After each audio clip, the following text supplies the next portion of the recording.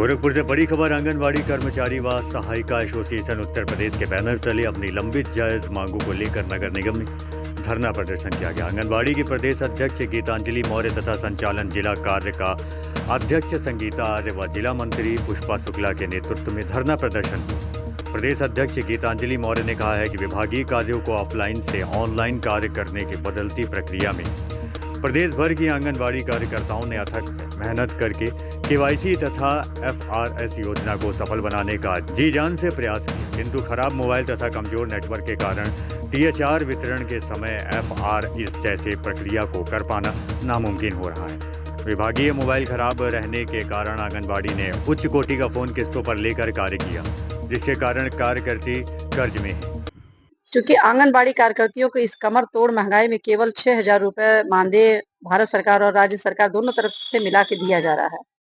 राज्य सरकार की तरफ से 1,500 रुपए प्रोत्साहन राशि की घोषणा की गई, लेकिन वो बहुत कम लोगों को और बहुत कम जिलों में मिल रहा है। कुछ जिलों में तो बिल्कुल प्रोत्साहन राशि मिल भी नहीं रही है और कुछ जिलों में जो मिल भी रहा है तो उसमें बहुत कम लोगों को ही मिल रहा है। किसी महीने का आ रहा है, 4 महीने का आ रहा है तो 8 महीने का नहीं आ रहा है। इस तरह से वो पीएलआई आ रही है। उसके अलावा आंगनवाड़ी कार्यकर्तियों को अन्य विभागों में कार्य न करने का जो शासनादेश हमारे विभाग की तरफ से जारी है, उसका अनुपालन कराया जाए। आंगनवाड़ी कार्यकर्तियों को जिले में अन्य विभाग में लगा दिया जा रहा है, जिससे अपने कार्य समय पर नहीं हो पा रहे हैं।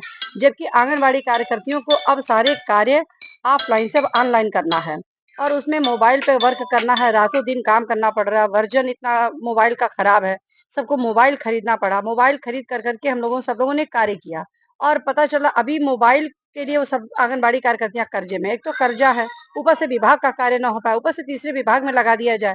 इस तरह से और सारे विभागों का कार्य ऑनलाइन ही हो रहा है। इतना डेटा नहीं आंगनबाड़ी कार्यकर्तियों के पास कि वो मोबाइल से अपना रिचार्ज करवा पाए और कार्य कर पाए। तो इन सभी मांगों को लेकर के इतने साल हो गए, नई भर्ती हो गई सुपरवाइजर की और आंगनबाड़ी कार्यकर्तियों को कोई प्रमोशन नहीं मिला। तो इन सारे चीजों को लेकर के आज एक दिवसीय धरना प्रदर्शन करके जिलाधिकारी के माध्यम से माननीय मुख्यमंत्री जी को ज्ञापन सौंपा गया है। देखा जाए कि मानदेय को लेकर लगातार आंगनबाड़ियों का धरना प्रदर्शन होता है, आश्वासन इस पर मानदेय को लेकर क्या है आप बताएं। ये बहुत दुख होता है कि पूरे भारत में लगभग सबसे दयनीय स्थिति मानदेय को लेकर के कहा जाए तो उत्तर प्रदेश सरकार में ही है।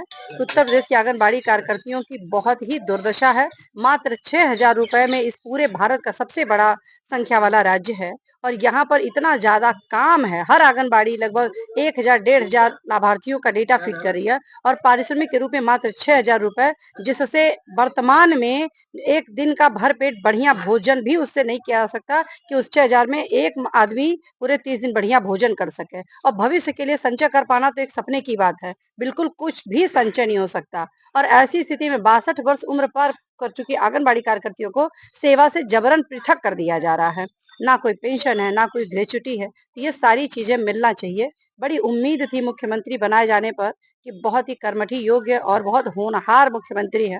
कार्य किया इन्होंने, लेकिन आंगनबाड़ी की दुर्दशा जैसी की तैसी ही रह गई। आंगनबाड़ी केंद्रों की स्थिति सुधारी जा रही है, लेकिन आंगनबाड़ी कार्यकर्ता की स्थिति नहीं सुधारी जा रही है, जिसको लेकर के बहुत ही दुख पूरे भारत में सबसे ज्यादा दयनीय स्थिति होने के नाते उत्तर प्रदेश की आंगनबाड़ी कार्यकर्तियों में बहुत ही भारी आक्रोश है।